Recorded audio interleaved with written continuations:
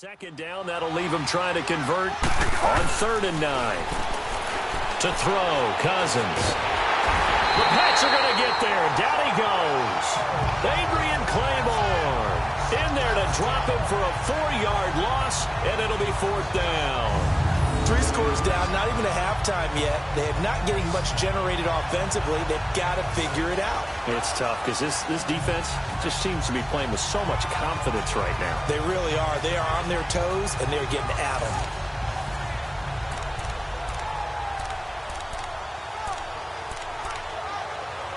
Here's Ryan Quigley now as he'll punt it away for the 2nd time.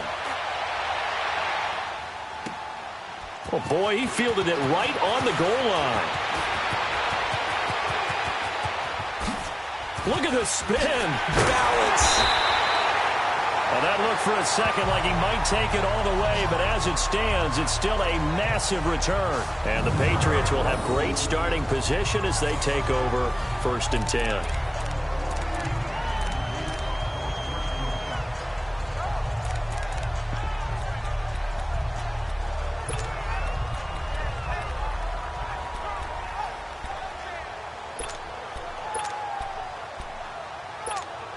Stepping back a second to look at where New England is overall right now. They took care of Buffalo on Monday night, so now they're at 6-2 on a 5-game winning streak after that 1-2 start to the season. And, you know, I'm excited. I got to be honest about the game that's coming up next against Brady and Rodgers. Isn't anyone who's a football fan excited about this?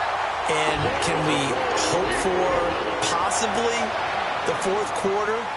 Both of them with opportunities down the stretch, having the ball in their hands because they both want it. That'll be a lot of fun. Remember, Rodgers out in Los Angeles against the Rams thought he was going to get one last opportunity. By the time Montgomery brought the kickoff out of the end zone, fumbles the ball, game over. He didn't get that last chance. He's going to want it in a big way in New England. Meanwhile, Tom Brady, one last note against playing Buffalo. He's 29-3 against the Bills in his career. And this is caught. It's Edelman. And he doesn't quite make it, taking it within an eyelash. Dropped at the 1. That one goes for 24 yards. A chance to really cap off a big first half here as they come up on 1st and goal. So you want the 3rd quarter already? No problem. Let's do it.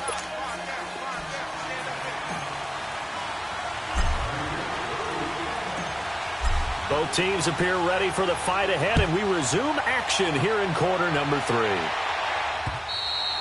3. And this will not be returnable. It's out of the back of the end zone for a touchback.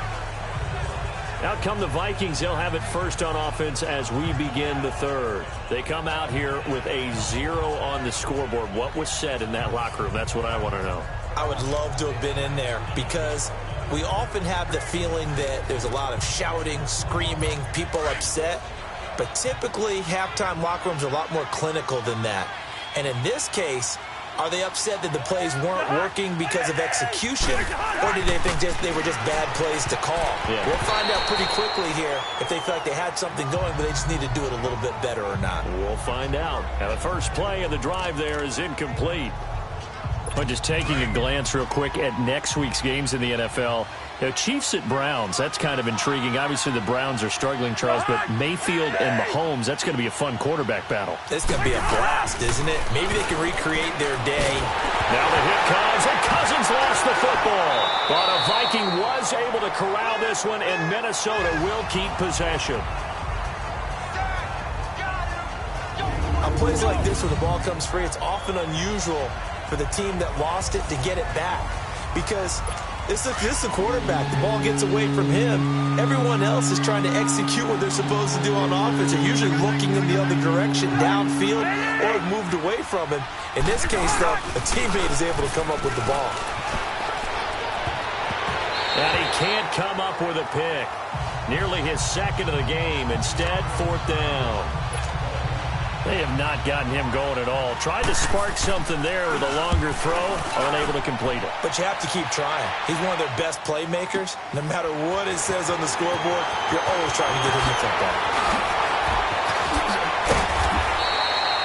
A terrific return. 30 yards all in all. And this offense, they're going to have excellent field position. They take over with a 1st and 10 on the short side of the field.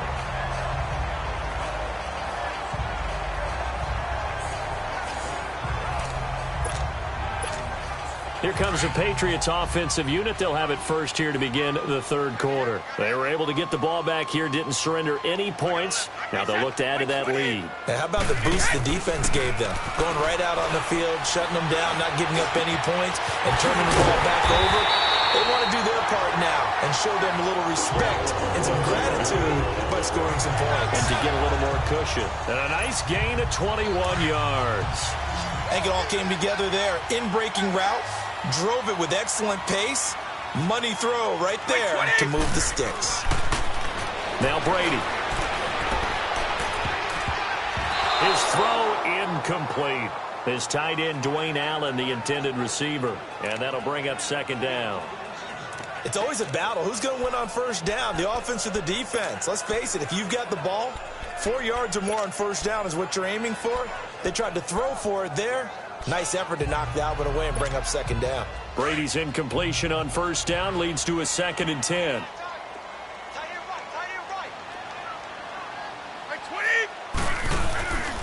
Brady going to give this one to Burkhead. And now running right through it. And a pretty little juke move there on a nice gain. A nice job to get 8 there after the incompletion, and now they'll look at a 3rd and 2 coming up. And after that type of a run, there's some talking going on down on the field, but it's not trash talking. The guy who just carried the ball, he's going back and telling his offensive line, great job, keep it up, and we'll break that one soon. Call it no gain there, and it leads to a 4th down. Well, at least he was able to break that initial contact, or it could have been a loss. Yeah, give credit to the defensive player, though. What did he do? Made him slow down, slow up his feet, and allowed the rest of the guys to get there to finish him off. White 20! White 20! They'll go for it. It's Brady. Oh, he can't get away, and Brady will go down. Ben Gideon in from his linebacker spot. He's able to drop it for a loss of about 10.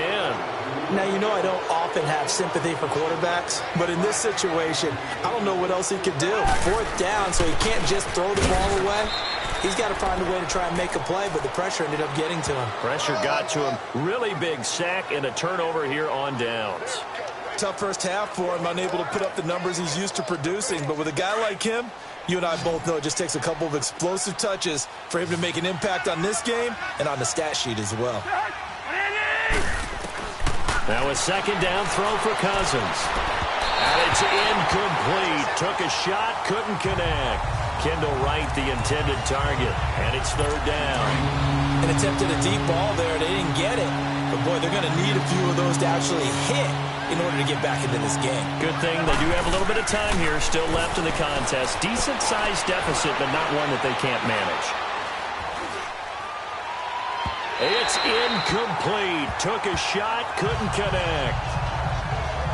Another drive comes and goes. Still nothing on the scoreboard. Yeah, and when the second half comes, you know, it's real easy to get discouraged and wonder if you're ever going to get things started. You just got to fight through it. Got to keep pounding away.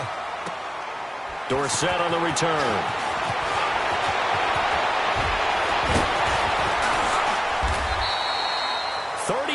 Yards on the return. Picked up some good blocks as well. And the Patriots take over. And the Patriots gearing up to go now. And on the last drive, they were in field goal range. They just opted not to kick it, didn't get it. How does that change the mentality this go around? I don't think it changes much for the head coach because this is what he preaches all the time. Attack at all times in any spot on the field. And he likes touchdowns, not field goals. Now, your field goal kicker, you got to make sure you nurse him through and say, okay, don't worry about it. When we need you, you got to be ready to go. And the team, of course, loves to see points on the board. So let's see if it changes a little bit if they're in the same spot again. Yeah, we'll see what the decision is here if they get to that spot. Now a play fake here on first down. And nearly intercepted. That would have been a hat trick, his third pick of the game. Instead, second down. And that's one he's got to be happy to have back. There wasn't a hole open in the zone. You'd have to think on early downs like that first down there, need to be a little bit more careful. Yeah, fortunately for him, got a couple more downs to play with. And caught by Hogan for a Patriot touchdown. Chris Hogan, his second touchdown of the afternoon. And the Patriots add 6 to their lead. In order to lead in a game, you're going to get plenty of contributors, but that's his second touchdown catch of this game. He's one of the key guys in this one. And you better believe he'll be looking for the hat trick here as this one continues to go. And look at this, it's a fake. Partner, that type of a lead, and they're going to fake it from the 15 to try and pick up a 2-point play instead of kicking it through the post. Come on, man. Put that in mothballs. Come on. Come on. Don't do that. Put that in mothballs? Yeah, preserve that for that's an ancient relic. Faking it. I can understand you want to rub it in a little. You fake it when you snapped it from the 3. But from the 15, mothball that bad boy, just like my grandmother had. Yeah, in her attic, the stuff she used to preserve. It smelled terrible. Cousins and the Vikings with a 1st and 10. They go play action here on 1st down. He's going to float this one deep. And he's going to be intercepted a 3rd time. Picked off by Patrick Chung. And he's able to get it back to the 41-yard line. I tell you, Brandon, it seems like this guy's been all over the field so far. That's his 2nd interception of the game. And so much of playing defense in the NFL, especially when it comes to defending the pass, is all about positioning and technique. And this is fantastic work on both fronts there. Brady now to throw. Pressure coming from the Vikings, and they get there and bring him down. Eric Kendricks leading the surge there. He drops him for a loss of 6. The amount of sacks that they've absorbed in this game is absolutely extraordinary. Let's just face it. This offensive line, flat out, cannot handle this pass rush. It's been demonstrated time and time again.